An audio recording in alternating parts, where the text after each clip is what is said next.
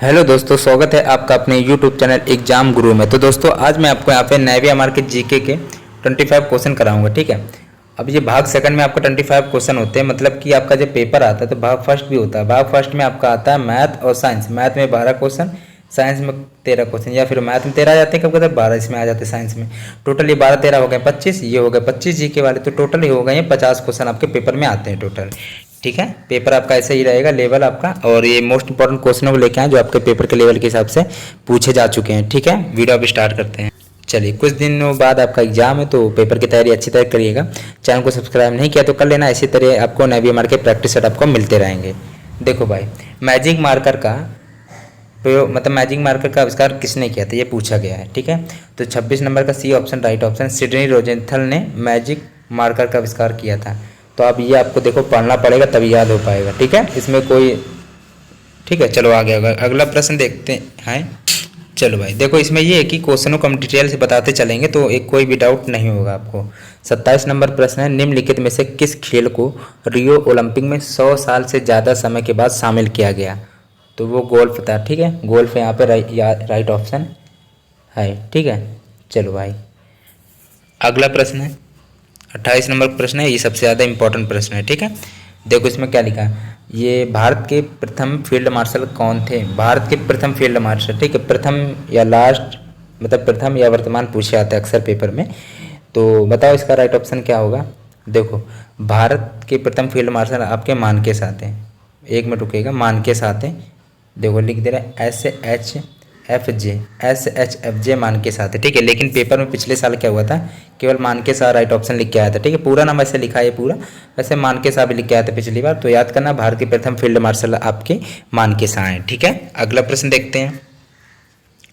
लिखा क्या है, यूनान की राजधानी क्या है। यूनान की राजधानी क्या है, बताइए राइट ऑप्शन क्या होगा। देखो यूनान की राजधानी होती है वो एथेंस है, ठीक है। कोई भी आपकी राजधानी पूछी जा सकती है पेपर में। तो ब्यूनस आयर्स किसकी राजधानी होती है, अर्जेंटीना की राजधानी ब्यूनस आयर्स होती है अर्जेंटीना की, ठीक है। और ये पूछी जाती है स्विट्जरलैंड की, स्विट्जरलैंड की बर्न होती है क्या, स्विट्जरलैंड की बर्न होती है राजधानी, ध्यान समझना। और जो स्टॉकहोम की राजधानी कौन होती है, मतलब स्वीडन की राजधानी होती है स्टॉकहोम, स्वीडन की स्टॉकहोम होती है। और स्विट्जरलैंड की बर्न होती है, अर्जेंटीना की ब्यूनस आयर्स होती है, और यूनान की राजधानी एथेंस होती है। चलो भाई अगला प्रश्न है 30 नंबर प्रश्न है। देखो लिखा है, इनमें से भारतीय राष्ट्रीय गान कौन सा है। भाई भारतीय राष्ट्रीय गान है तो भाई ये सबको आना भी चाहिए, क्यों भाई आना चाहिए। 30 का डी ऑप्शन राइट है। जो देखो जो जनगण मनगण है वो हमारे देश का राष्ट्रगान है, ठीक है। और इसको कब अपनाया गया था जनगण मन को, ठीक है। तो 24 जनवरी को 1950 को अपनाया गया था, ठीक है। 24 जनवरी 1950 को इसको अपनाया गया था। और इसको भाई गाया किसने था, ये तो सबसे ज़्यादा इंपॉर्टेंट हो गया।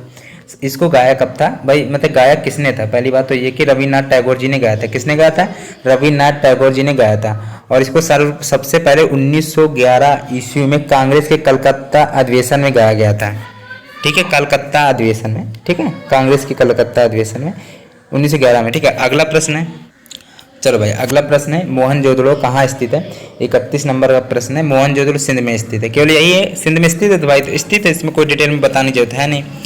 भारत की प्रथम मुस्लिम महिला शासक कौन थी, ठीक है। 32 नंबर प्रश्न है, तो सुल्तान रजिया है जो, वो आपकी प्रथम मुस्लिम महिला शासक है। पहले का 32 का बी ऑप्शन राइट है, ठीक है। फिर से बोल दे रहे हैं क्योंकि इंपॉर्टेंट है। भारत की प्रथम मुस्लिम महिला शासक कौन थी, तो सुल्तान रजिया थी, वो आपकी थी। अगला प्रश्न देखते हैं। देखो भाई अगला प्रश्न दिया गया है, भारतीय राष्ट्रीय कांग्रेस के पहले अधिवेशन में कितने प्रतिनिधियों ने भाग लिया था। 33 नंबर प्रश्न का डी ऑप्शन, 72 लोगों ने भाग लिया था पहले अधिवेशन में, ठीक है। चाय की रुकना 34 नंबर है कि चाय की पैदावार होती है किस में होती है, पर्वत पर, पठार पर, पर्वतीय घाटी पर, पहाड़ी ढाल पर। 34 नंबर प्रश्न है तो यहाँ पे पहाड़ी ढाल पर होती है। अगला प्रश्न है, दुग्ध उत्पादन में संसार में भारत का कौन सा स्थान है। 35 नंबर प्रश्न का डी ऑप्शन है पहला है। जो दुग्ध उत्पादन में भारत का स्थान है वो पहला है, सबसे अच्छी बात है, बहुत अच्छी बात है। चलो भाई अगला प्रश्न देखते हैं। 36 नंबर है, लिखा है किस प्रकार के वन मुख्यतः शैवालों तथा काई से बने होते हैं। 36 नंबर प्रश्न का बी ऑप्शन, मतलब वन होते हैं जो मुख्यतः शैवाल तथा काई से बने होते हैं वो टुंड्रा वन के, ठीक है। अगला प्रश्न देखते हैं 37 नंबर है, निम्नलिखित में से किसका दैनिक तापमान में अंतर सर्वाधिक होता है। 37 नंबर प्रश्न है, राइट ऑप्शन इसका ए पार्ट होगा, मरुस्थल। 38 नंबर प्रश्न आपका दिया गया है, तीसरे एंग्लो मैसूर युद्ध को समाप्त करने के लिए टीपू सुल्तान ने अंग्रेजों के साथ निम्नलिखित में से कौन सी संधि की थी। 38 नंबर प्रश्न है, बताओ राइट ऑप्शन क्या होगा। तो देखो श्रीरंगपट्टनम की संधि की थी, ठीक है। चलो भाई, अब ये कि तीसरे एंग्लो मैसूर युद्ध कब से कब तक चला था, ये तो आना चाहिए। 1790 ईस्वी से लेकर 1792 तक चला था, 2 साल केवल चला था, ठीक है। चलो भाई, और इनको समाप्त करने के लिए टीपू सुल्तान ने अंग्रेजों के साथ श्रीरंगपट्टनम की संधि की थी। टीपू सुल्तान ने अंग्रेजों के साथ संधि की थी श्रीरंगपट्टनम की, ठीक है। इसको तो कोई भूले, याद हो जाएगा ना। चलो ठीक है। चलो भाई, ये भी कि ये क्वेश्चन पूछा नहीं जाएगा, इस संधि जो श्रीरंगपट्टनम की संधि के हिसाब से के अनुसार जो सुल्तान टीपू सुल्तान थे सॉरी, तो उन्होंने अंग्रेजों को मतलब कि 3 करोड़ रुपए की क्षति हुई थी, ठीक है। चलो भाई, अगला प्रश्न है, सिंधु घाटी सभ्यता का बंदरगाह वाला नगर कौन सा था। 39 नंबर का ए पार्ट सबसे इम्पोर्टेंट प्रश्न है, सिंधु घाटी सभ्यता का बंदरगाह वाला नगर कौन सा था। लोथल था। अगला प्रश्न है, पंचमहल किसमें स्थित है। 40 नंबर प्रश्न है, पंचमहल किसमें स्थित है, तो वो आपका फतेहपुर सीकरी में स्थित है। पंचमहल किसमें स्थित है, वो आपका फतेहपुर सीकरी में स्थित है। भाई इंपॉर्टेंट है, पढ़ लेना। 41 नंबर प्रश्न है, गराड़ी डैश का लोक नृत्य है। 41 नंबर प्रश्न है, तो पुदुचेरी का है, ठीक है। और भी थोड़े आपको बताते चल रहे हैं, उनको भी याद कर लेना, ठीक है। कुरमा आपका मध्य प्रदेश का होता है और लबेलिया राजस्थान का होता है। ये सबसे इम्पोर्टेंट पूछा जाता है आपका। यक्षगान कहाँ का होता है, वो आपका कर्नाटक में होता है, ये बहुत पूछा जाता है, ठीक है, याद कर लेना। और ये गराड़ी आपका पुदुचेरी का होता है। अगला प्रश्न देखते हैं। चलो भाई, तब से अब कह रहे हैं केवल कि चैनल को सब्सक्राइब कर लो, एग्जाम गुरु के चैनल को सब्सक्राइब करो। यहाँ पे सब्सक्राइब बन के आ रहा होगा लाल लाल, उसको सब्सक्राइब करो, ठीक है। लाइक जरूर कर दो भाई, मेहनत होती है, ठीक है। इसी तरह प्रैक्टिस सेट मिलते रहेंगे। नहरों का देश किसे कहते हैं। 42 नंबर प्रश्न है, नहरों का देश आपका पाकिस्तान को कहते हैं, ठीक है। महाबलीपुरम डैश द्वारा स्थापित किया गया था। 43 नंबर प्रश्न है, तो महाबलीपुरम है जो नरसिंह वर्मन द्वारा स्थापित किया गया था। अगला प्रश्न है, छत्रपति शिवाजी महाराज 1674 से 1682, ठीक है, 8 साल किस वंश के शासक थे। छत्रपति शिवाजी, भाई आना चाहिए। 44 नंबर प्रश्न, डी ऑप्शन मराठा। अब इस थोड़ा डिटेल में बता देते हैं, इनको सुन लेना, ठीक है। शिवाजी मराठा वंश के शासक थे। पहले बात तो यहाँ पर पता चले, इनकी जो माता का नाम क्या था शिवाजी की, ठीक है। तो जीजाबाई इनकी माता का नाम था, ठीक है। और पिता इनके साहू जी थे, ठीक है, पिता साहू जी थे। इनके गुरु का नाम क्या था, गुरु का नाम क्या था, रामदास था, ठीक है। चलो भाई, एयर बैग का आविष्कार किसने किया था। 45 नंबर प्रश्न है, तो सिंपल सा एसन जॉर्डनॉफ ने किया था। भाई इसको पढ़ लेना, बहुत ज़्यादा बेहतर है, ठीक है। अगला प्रश्न है, 46 नंबर प्रश्न दिया गया है, ठीक है। यहाँ पे 50 तक क्वेश्चन है, लगभग मतलब 25 क्वेश्चन आपको देखने को मिलेंगे, क्योंकि 26 से क्वेश्चन कराया था, तो 50 क्वेश्चन मतलब 25 क्वेश्चन आपको जीके में आते हैं पेपर में, ठीक है।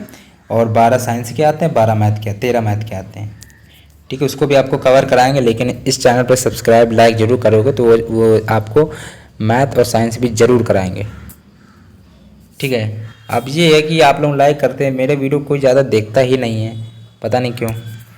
चलो भाई, 46 नंबर प्रश्न है, भारत की कम्युनिस्ट पार्टी को डैश में स्थापित किया गया था। 46 नंबर प्रश्न है, तो सी ऑप्शन 1925 ईस्वी में स्थापित किया गया था, ठीक है। चलो भाई, इसमें तो कोई डाउट आपको होगा नहीं, 46 का सी ऑप्शन राइट है। चलो भाई, ये भी क्वेश्चन पूछा जा सकता है। देखो, जो कम्युनिस्ट पार्टी है, ठीक है, तो उसकी स्थापित कब किया गया था। इसकी स्थापित किया गया था 26 दिसंबर को स्थापित किया। तारीख पूछी जा सकती है, 26 दिसंबर 1925 को स्थापित किया गया था, ठीक है। इसकी सबसे पहली बैठक जो हुई थी वो कानपुर में ही हुई थी, ठीक है। चलो भाई, अगला प्रश्न है, सबसे इम्पोर्टेंट प्रश्न आ गया है। जो इम्पोर्टेंट क्वेश्चन होगा ना, वो आपको बताना नहीं पड़ेगा हाँ ये इंपॉर्टेंट, मैं खुद बताऊंगी इंपॉर्टेंट है, और 2 बार बताएंगे हाँ ये इंपॉर्टेंट है, और आपको आ भी जाएगा उस टाइम बताते टाइम। देखो, केवला देव राष्ट्रीय उद्यान डैश में स्थित है। वेरी वेरी इंपॉर्टेंट क्वेश्चन है दोस्तों। अब बताओ राइट ऑप्शन क्या होगा। चलो भाई, यहाँ पे थोड़ा ये देखो, केवला देव राष्ट्रीय उद्यान कहाँ, पहले तो ये बताओ। 47 का डी ऑप्शन। अभी भागना मत, क्योंकि अभी इसमें 2-3 क्वेश्चन है। और राजस्थान के, ये भी पूछा सकता है कहाँ पे है, राजस्थान के आपके भरतपुर नामक स्थान पे है, भरतपुर नामक स्थान पे है, ठीक है। और ये कि इससे पहले जो केवलादेव राष्ट्रीय उद्यान है इसको पहले कहते थे भरतपुर पक्षी अभ्यारण्य, ठीक है, भरतपुर पक्षी अभ्यारण्य कहते थे, क्योंकि भरतपुर में स्थित है राजस्थान के, इसलिए इसे कहते थे, ठीक है। और एक क्वेश्चन और पूछा जाता है सबसे इम्पोर्टेंट, वो इससे भी ज़्यादा इम्पोर्टेंट है, कान्हा राष्ट्रीय उद्यान कहाँ स्थित है, तो आपका मध्य प्रदेश में स्थित है, ठीक है। और एक और पूछा जाता है बांदीपुर राष्ट्रीय उद्यान कहाँ, वो कर्नाटक में, लेकिन सबसे इम्पोर्टेंट कान्हा राष्ट्रीय उद्यान कहाँ है, मध्य प्रदेश में, कान्हा राष्ट्रीय उद्यान वह मध्य प्रदेश में। नाथुला दर्रा, वेरी वेरी इंपॉर्टेंट क्वेश्चन आ गया। नाथुला दर्रा डैश में स्थित है, 48 नंबर प्रश्न है। तो अभी आपको दो ऑप्शन देंगे, आप गलती भी कर देंगे, देखना। नाथुला दर्रा सिक्किम में स्थित है कि जम्मू कश्मीर में है, तो नाथुला दर्रा आपका सिक्किम में स्थित है, सिक्किम में स्थित है, ठीक है। नाथुला दर्रा आपके सिक्किम में स्थित है, ठीक है। और वैसे पाकिस्तान में है, ठीक है, वही आपका, ठीक है, एक ही बात है। चलो भाई, ए पार्ट राइट ऑप्शन है। 49 नंबर प्रश्न दिया गया की नियुक्ति को मंजूरी दी। 49 नंबर प्रश्न है दोस्तों, तो राइट ऑप्शन की बात है तो टीवी नरेंद्रन राइट ऑप्शन हो जाएगा। अगस्त से सितंबर माह में भारतीय रिजर्व बैंक के 100 रुपये नोट जारी करेगा, ठीक है। अब यह जो 100 नोट है जो आपका किस रंग का है, अब आपको ये बताना। 50 नंबर प्रश्न का डी ऑप्शन बैंगनी रंग का, ठीक है।